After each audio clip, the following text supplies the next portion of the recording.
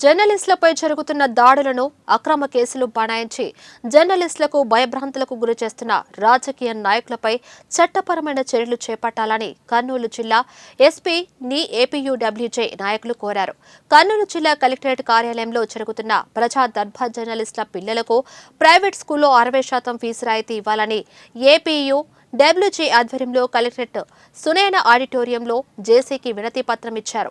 అనంతరం వారు మాట్లాడుతూ నిత్యం జర్నలిస్టులు సమయపాలన లేకుండా విధుల పట్ల అహర్నిశలు కృషి చేస్తూ ప్రభుత్వానికి ప్రజలకు వారధిగా ఉంటూ వార్తలు రాస్తున్న వారిపైన అక్రమ కేసులు పెట్టి భయభ్రాంతులకు గురి చేస్తున్న వారిని కఠినంగా శిక్షించాలని డిమాండ్ చేశారు.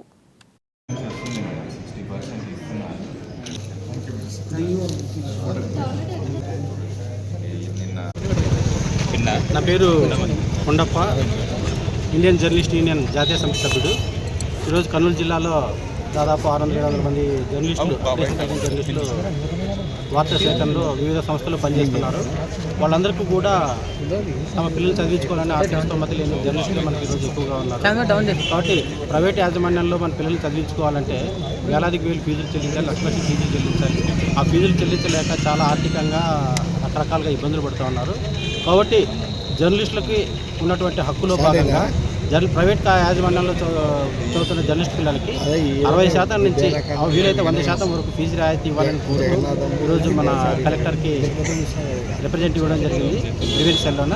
కాబట్టి ఈ విషయాన్ని డిఓ గారు కానీ, కలెక్టర్ గారు కానీ, జేసీ గారు కానీ స్పందించి ఒక యాజమాన్యానికి స్పష్టమైన ఆదేశాలు ఇవ్వాల్సిందిగా మేము ఏపీడబ్ల్యూజే తరఫున ఈరోజు కర్నూలు జిల్లాలో సుమారు ఒక 600 మంది అక్రిడేషన్ జర్నలిస్టులు ఉన్నారు.